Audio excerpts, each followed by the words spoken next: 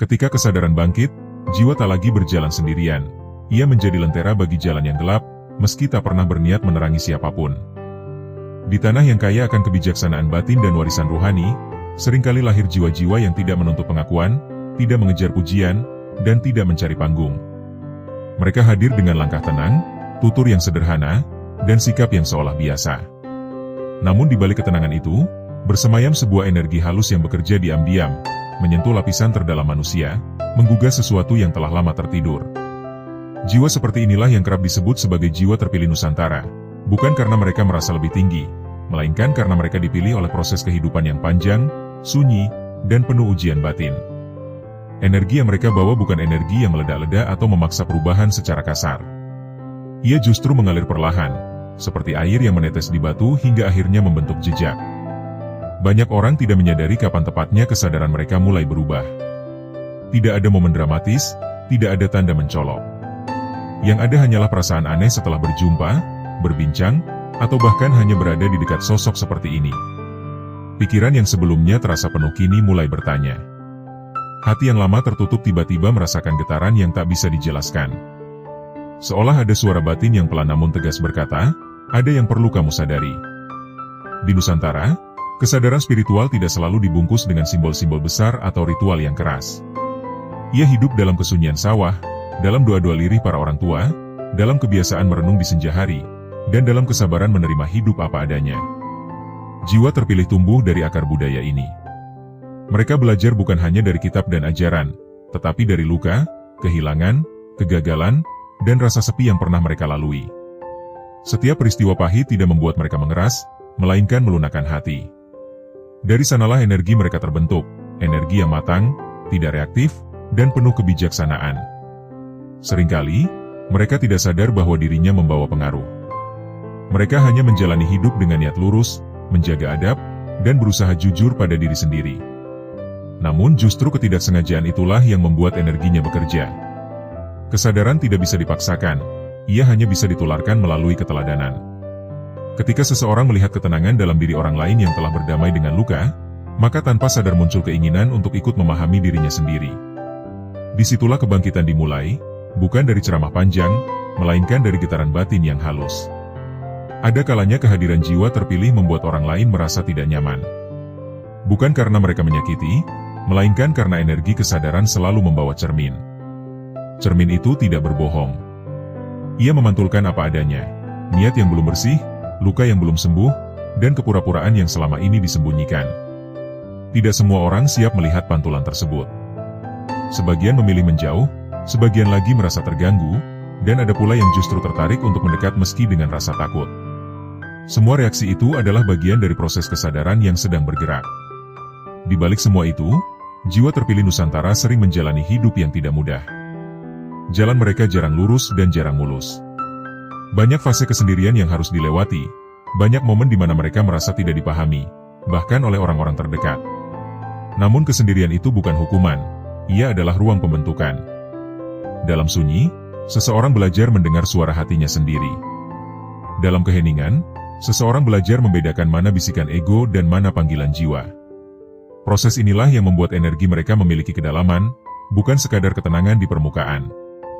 Kesadaran spiritual yang bangkit melalui energi seperti ini tidak membuat seseorang merasa paling benar. Justru sebaliknya, ia melahirkan kerendahan hati. Semakin sadar seseorang akan hakikat hidup, semakin ia memahami betapa kecil dirinya di hadapan semesta dan Sang Pencipta. Jiwa terpilih tidak sibuk mengoreksi orang lain, mereka lebih sibuk menjaga niat dan memperbaiki diri. Namun anehnya, justru sikap inilah yang paling kuat pengaruhnya. Orang-orang yang bersentuhan dengan mereka seringkali terdorong untuk melakukan refleksi tanpa diminta.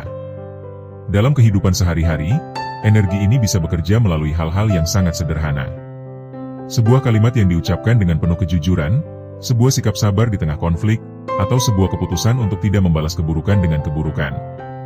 Hal-hal kecil seperti ini, ketika dilakukan dengan kesadaran penuh, memiliki daya getar yang besar. Ia menembus lapisan batin manusia, jauh melampaui kata-kata yang indah namun kosong makna. Inilah ciri khas kebangkitan spiritual yang sejati, ia membumi, tidak melayang-layang. Nusantara sendiri menyimpan memori kolektif tentang kebijaksanaan jiwa. Dari para leluhur, Kita diwarisi pemahaman bahwa hidup bukan sekadar tentang memiliki, melainkan tentang menjadi.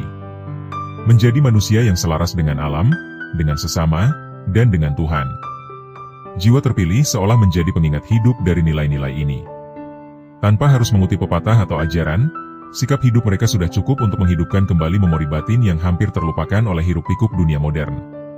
Ketika energi seperti ini hadir, perubahan seringkali terjadi secara bertahap.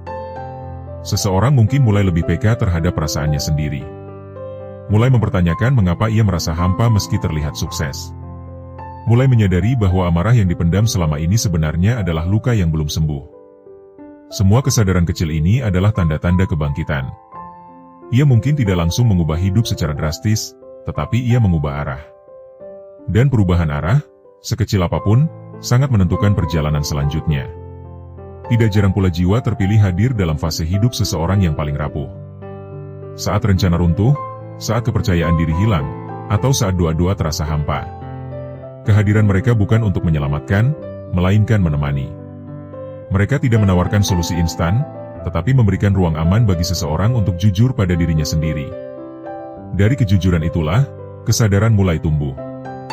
Karena tidak ada kebangkitan tanpa keberanian untuk melihat luka sendiri.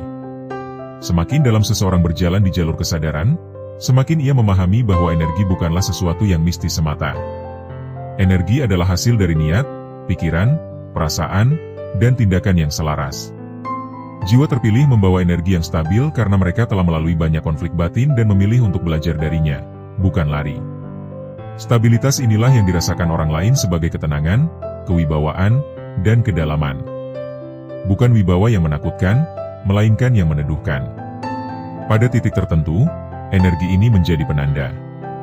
Penanda bahwa kesadaran kolektif sedang bergerak. Bahwa semakin banyak jiwa yang mulai lelah dengan kepalsuan, dengan kehidupan yang hanya mengejar pengakuan luar. Jiwa terpilih bukan penyebab tunggal kebangkitan ini, tetapi mereka adalah katalis. Mereka mempercepat proses dengan menjadi contoh hidup tentang apa artinya sadar, hadir, dan bertanggung jawab secara batin. Semua ini bukan untuk membedakan siapa yang lebih tinggi atau lebih rendah.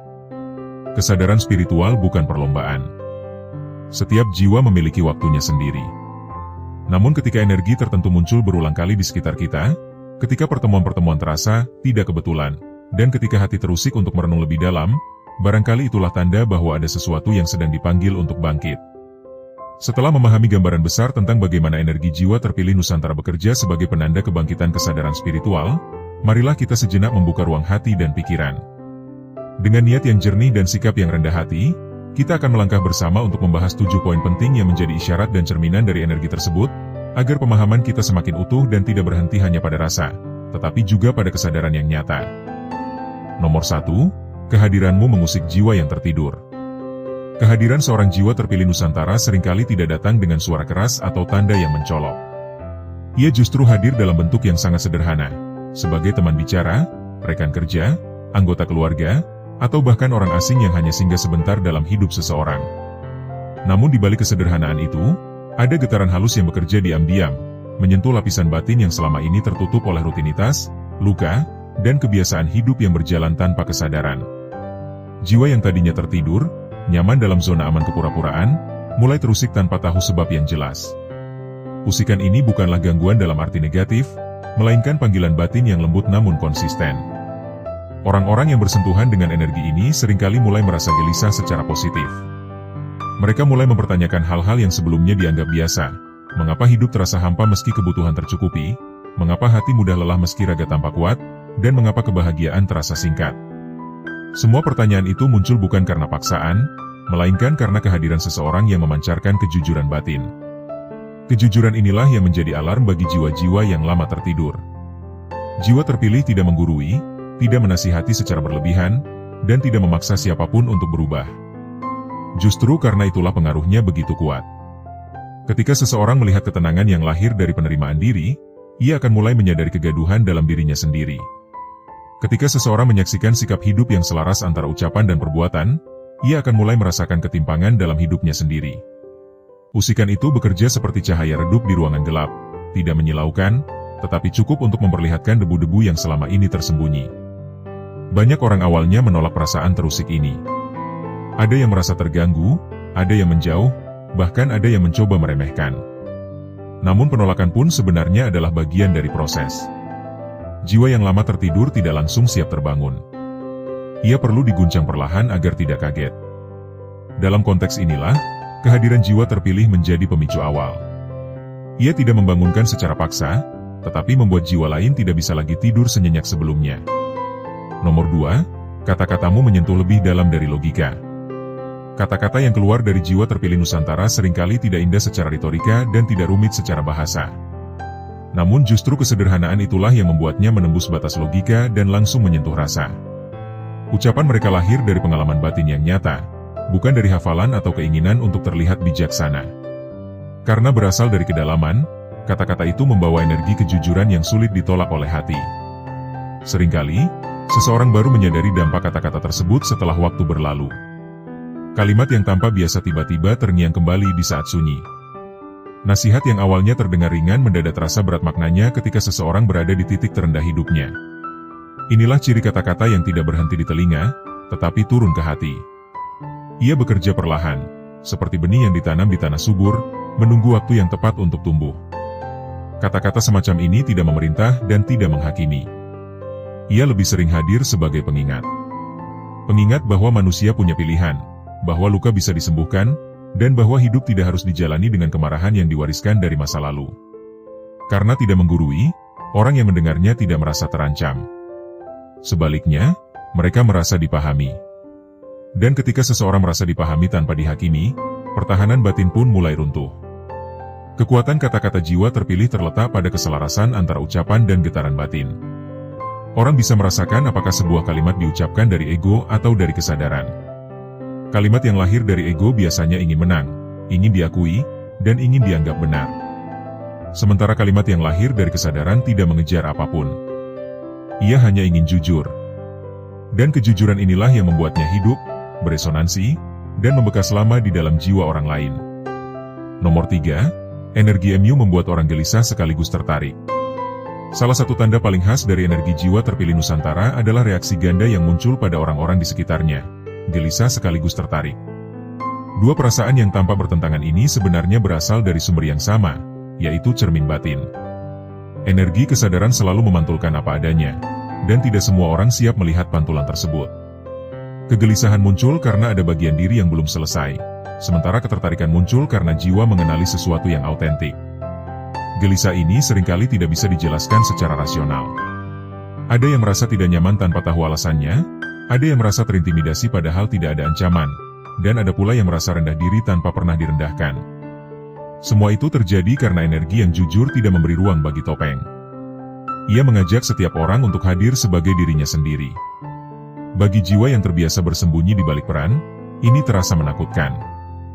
Namun di balik kegelisahan itu, ada ketertarikan yang sulit dibantah. Banyak orang tetap ingin berada di dekat jiwa terpilih, meski hatinya bergejolak. Ada rasa aman yang tidak bisa dijelaskan, rasa tenang yang muncul meski batin sedang diusik. Ini karena di tingkat jiwa, manusia merindukan keaslian. Jiwa mengenali jiwa. Meski ego merasa terancam, jiwa justru merasa pulang. Proses tarik ulur ini seringkali berlangsung lama. Ada yang mendekat lalu menjauh, kemudian mendekat kembali. Ada pula yang mengamati dari jauh, takut terlibat terlalu dalam. Semua reaksi itu wajar. Energi kesadaran memang tidak pernah netral. Ia selalu memicu respons, karena ia mengajak perubahan. Dan perubahan, sekecil apapun, selalu menuntut keberanian. Nomor 4, banyak yang berubah setelah bertemu MU. Perubahan yang terjadi setelah seseorang bersentuhan dengan jiwa terpilih Nusantara jarang bersifat instan atau dramatis. Ia lebih sering muncul sebagai pergeseran halus dalam cara berpikir, merasakan, dan memaknai hidup. Seseorang mungkin mulai lebih berhati-hati dalam berbicara, lebih sadar dalam reaksi, atau lebih jujur pada perasaannya sendiri. Perubahan kecil ini seringkali tidak disadari, tetapi dampaknya sangat besar dalam jangka panjang. Ada yang mulai berani menghadapi luka lama yang selama ini dihindari. Ada yang mulai melepaskan hubungan atau kebiasaan yang merusak, meski terasa menyakitkan. Ada pula yang mulai mendekat pada nilai-nilai spiritual, bukan karena ikut-ikutan, melainkan karena kebutuhan batin yang nyata. Semua perubahan ini tidak terjadi karena dipaksa, tetapi karena seseorang akhirnya merasa cukup aman untuk jujur pada dirinya sendiri. Yang menarik, jiwa terpilih jarang mengklaim peran dalam perubahan tersebut. Mereka tidak merasa sebagai penyebab atau penyelamat. Mereka hanya hadir apa adanya. Namun justru kehadiran yang tulus inilah yang memberi ruang bagi orang lain untuk bertumbuh. Ketika seseorang merasa tidak dihakimi, ia berani membuka diri. Ketika ia berani membuka diri, kesadaran pun mulai bekerja. Perubahan ini juga tidak selalu membuat hidup langsung terasa lebih mudah. Justru seringkali sebaliknya. Kesadaran membawa tanggung jawab. Setelah seseorang sadar, ia tidak bisa lagi berpura-pura tidak tahu. Namun meski jalan terasa lebih menantang, ia menjadi lebih jujur dan bermakna.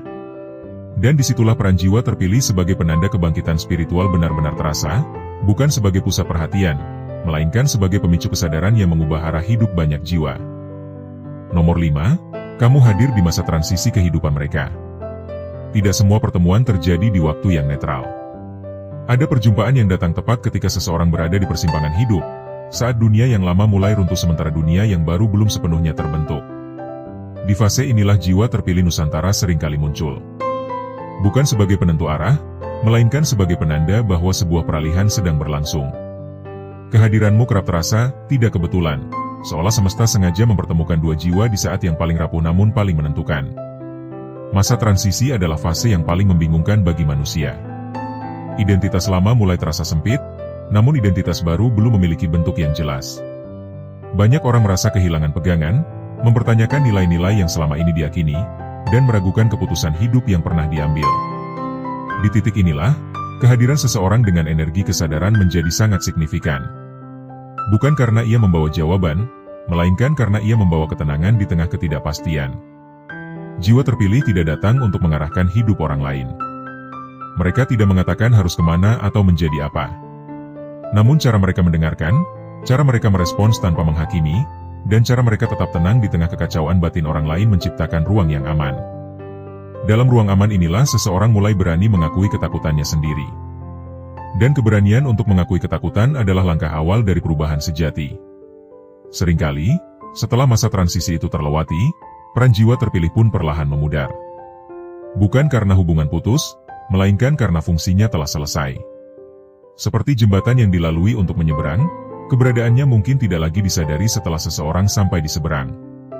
Namun jejaknya tetap tinggal, tertanam dalam cara pandang, cara merasa, dan cara menjalani hidup. Jiwa terpilih memahami hal ini. Mereka tidak menggenggam, tidak menuntut untuk tetap dibutuhkan. Karena mereka tahu, tugasnya bukan untuk dimiliki, melainkan untuk mengantar. Nomor 6, kesadaran MU terbentuk dari ujian sunyi yang panjang. Tidak ada kesadaran yang lahir dari hidup yang selalu mudah. Energi yang matang dan meneduhkan hampir selalu dibentuk oleh perjalanan yang sunyi, penuh luka, dan seringkali tidak disaksikan siapapun.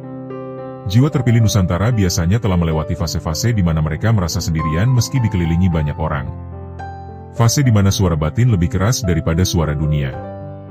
Fase di mana tidak ada yang bisa diandalkan selain kejujuran pada diri sendiri.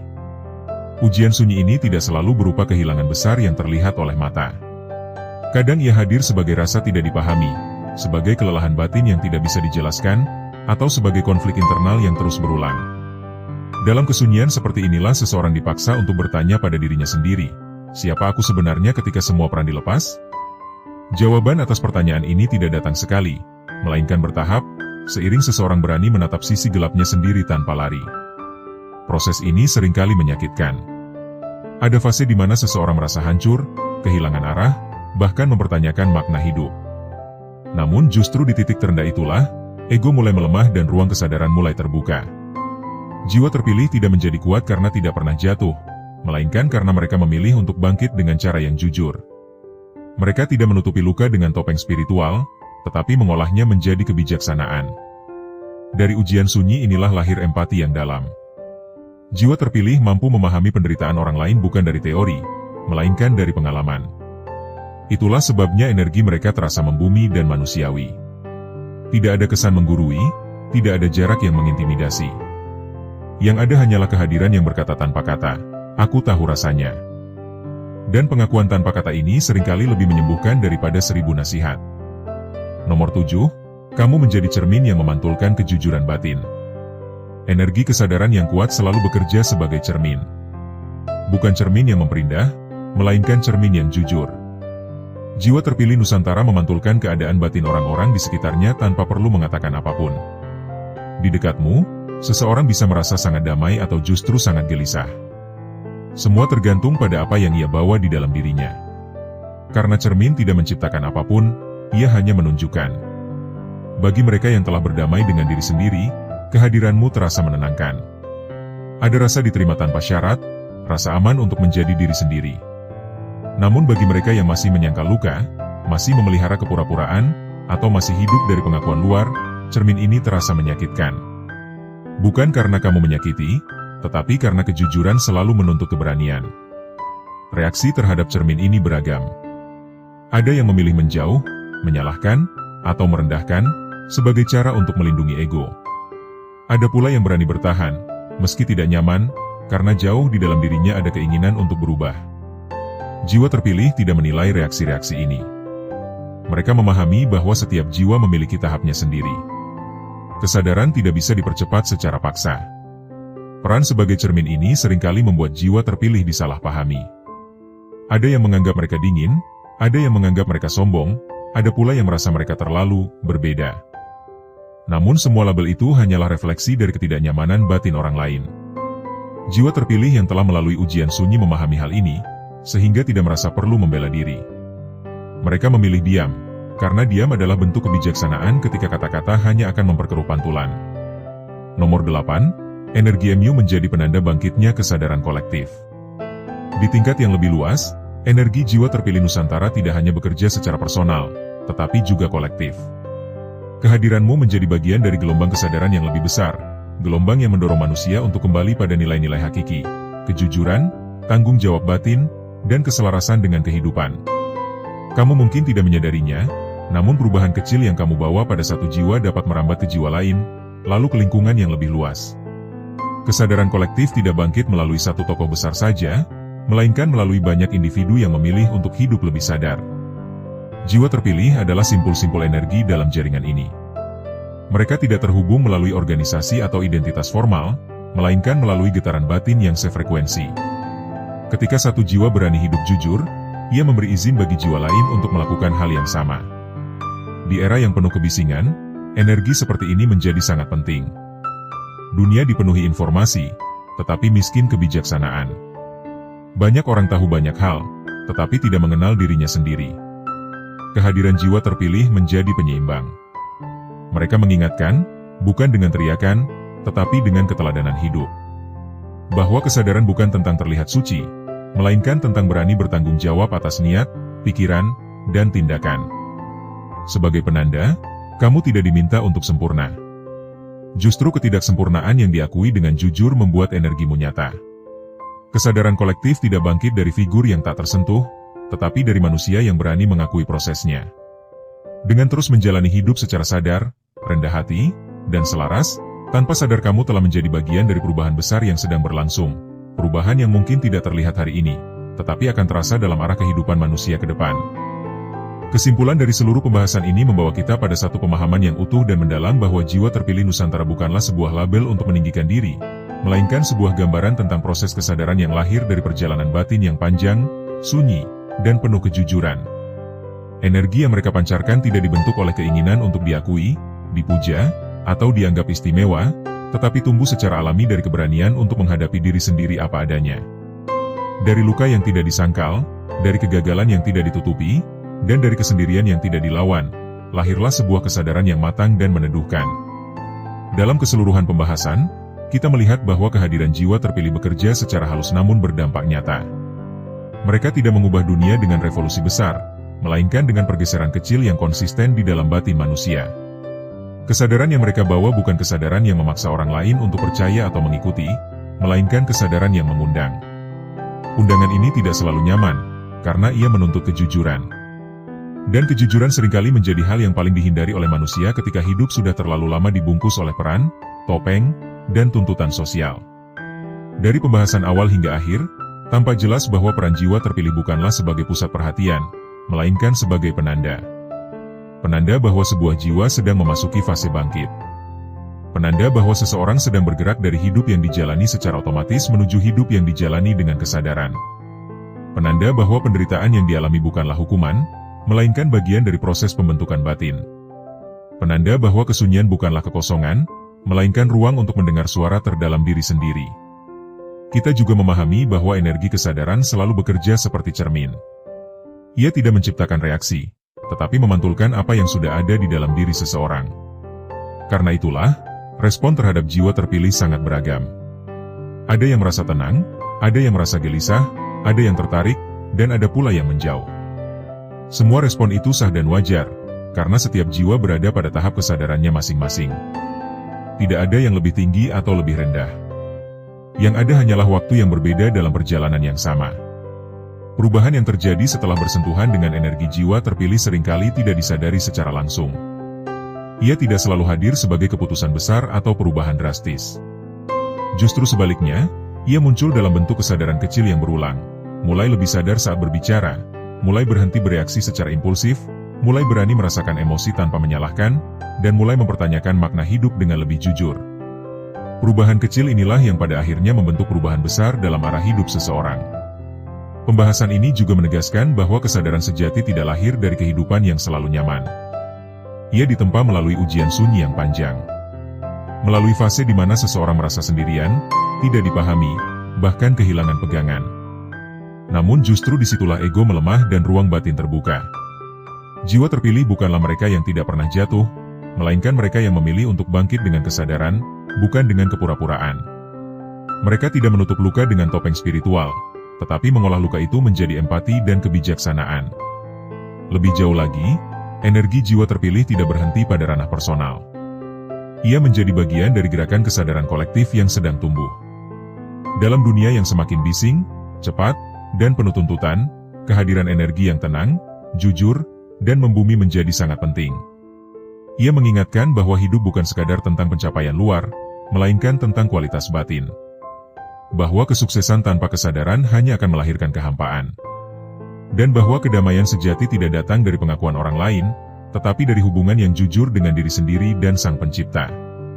Kesimpulan terpenting dari seluruh pembahasan ini adalah bahwa jiwa terpilih Nusantara bukanlah identitas untuk dibanggakan, melainkan amanah untuk dijalani dengan rendah hati. Energi yang dibawa bukan untuk menguasai, mengarahkan, atau merasa paling benar, tetapi untuk menemani, memantulkan, dan mengingatkan. Mereka hadir bukan untuk menyelamatkan siapapun, karena setiap jiwa harus berjalan dengan kakinya sendiri. Namun kehadiran mereka seringkali menjadi cahaya kecil yang cukup untuk membuat seseorang berani melangkah keluar dari kegelapan batinnya. Jika Anda merasa dekat dengan gambaran ini, bukan berarti Anda lebih istimewa dari yang lain.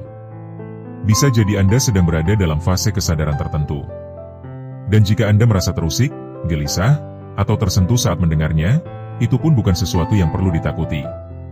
Semua itu adalah bagian dari proses. Kesadaran tidak pernah memaksa. Ia hanya mengetuk. Dan setiap jiwa memiliki kebebasan untuk membuka pintu atau tetap menutupnya sampai ia siap.